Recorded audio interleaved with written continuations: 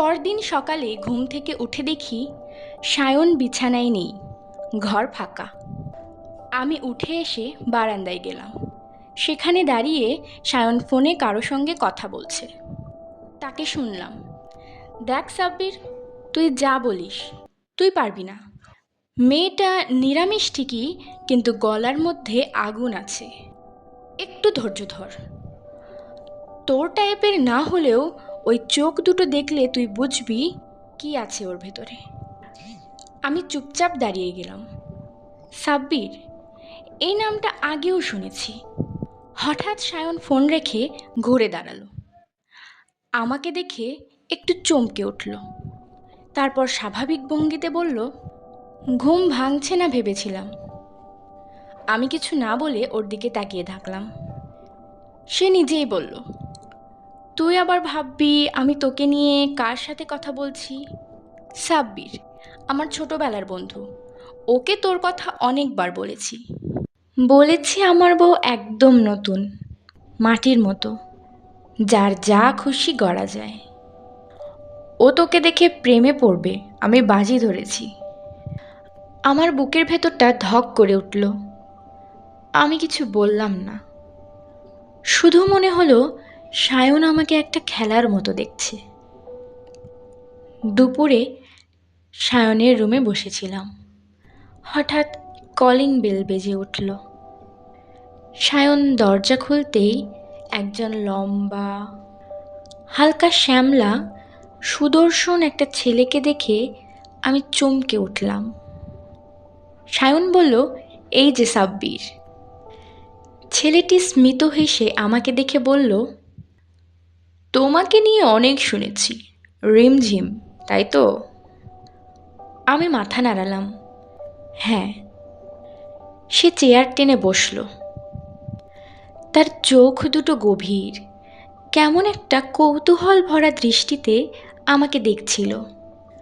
সায়ন বলল, সাব্বির এক সময় কলেজের সেরা প্রেমিক ছিল। এখন পর্যন্ত একটাও মেয়ে পটাতে পারেনি। তাই আমি ওকে চ্যালেঞ্জ দিয়েছি, রিমঝিমকে প্রেম শেখাতে পারলে আমি হার মেনে যাব। আমি চমকে তাকালাম। মনে হলো মাথার ভেতরে কেউ শব্দ করে কিছু ভেঙে দিল। আমি ধীরে বললাম, আমি কি তাহলে তোমাদের বাজি? সায়ন হাসতে হাসতে বলল, না রে, বাজি না। প্রেম শেখানো তো আর একপক্ষীয় হলে হয় না, দেখিস ভালো লাগবে।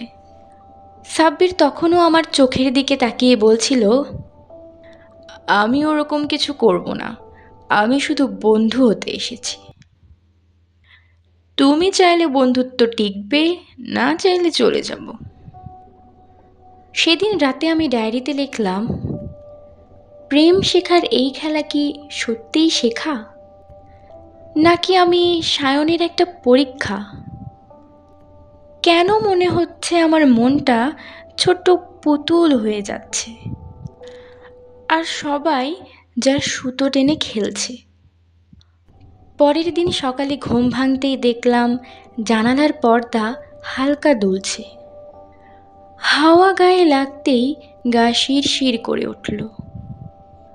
হঠাৎই পেছন থেকে একটা গম্ভীর কণ্ঠ, ঘুম থেকে উঠেই ভাবনায় ডুবে যাচ্ছ, নতুন বউ? চমকে তাকালাম। সায়ন কোথা থেকে যেন এসে দাঁড়িয়েছে পেছনে। চুলগুলো এলোমেলো, গায়ে কেবল একটা টি শার্ট। ঘুম ঘুম চোখে তাকিয়ে আছে আমার দিকে। আমি একটু সরে দাঁড়ালাম। সে এগিয়ে এসে বলল, আজ একটা চমক আছে। আমি চোখ গোল করে বললাম, চমক? সে হাসল, হ্যাঁ, আজকে তোকে একটা জায়গায় নিয়ে যাব, চোখ বেঁধে। আমি হাঁ করে তাকিয়ে রইলাম। সে আবার বলল, ভয় পাবি না, আমার হাত ধর। তুই তো প্রেম শেখার ছাত্রী, তোর সাহস তো বাড়তেই থাকবে। 10 মিনিট পর আমি তার বাইকে, চোখ বাঁধা, বুকের মধ্যে একটা অজানা কাঁপুনি। সায়নের কণ্ঠে হাওয়া কেটে যাওয়া শব্দের মধ্যেও ছিল উত্তেজনা। রেডি?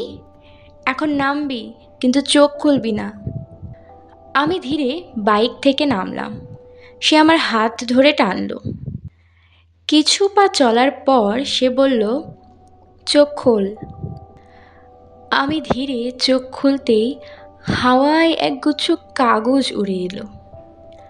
সামনে বিশাল একটা ফাঁকা মাঠ, তার মাঝে গোল করে ছোট ছোট ক্যান্ডেল জ্বলছে। তার মাঝখানে দাঁড়িয়ে সায়ন, হাতে এক টুকরো কাগজ। সে বলল, এটা প্রেম শেখার 2য় ক্লাস, বিশ্বাস। আমি নড়লাম না। সে কাগজটা আমার হাতে দিয়ে বলল, পড়। রিমঝিম। তুই যখন বললি তোর প্রেমে পড়া হয়নি, তখন আমি বুঝলাম এবার তোকেই প্রেমে পড়তে শেখাতে হবে। তাই আজ তোর জন্য এই ছোট্ট চিঠি। তুই জানিস না, তুই হাসলে আমার বুকের ভেতর এক ধরনের ঢেউ ওঠে। তোর চুপ করে থাকা, লজ্জায় মাথা নিচু করা, সব কিছু মনে হয় এক নতুন কোনো ভাষা। তুই কথা কম বলিস, কিন্তু আমি তোর চোখে প্রতিদিন একটা গল্প খুঁজে পাই। আমি চাই তুই আমার পাশে থাকিস।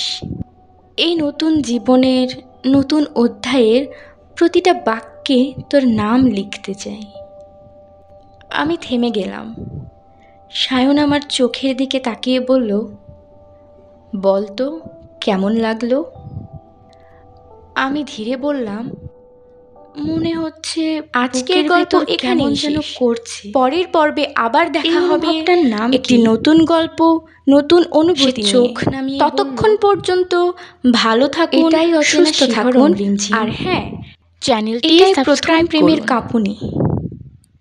রাতে আমি আবার ডায়েরিতে লিখলাম, আজ প্রথমবার বুঝলাম ভালোবাসা শব্দটা হয়তো এত সহজ নয়। আজকের গল্প এখানেই শেষ। পরের পর্বে আবার দেখা হবে একটি নতুন গল্প, নতুন অনুভূতি নিয়ে। ততক্ষণ পর্যন্ত ভালো থাকুন, সুস্থ থাকুন, আর হ্যাঁ, চ্যানেলটি সাবস্ক্রাইব করুন।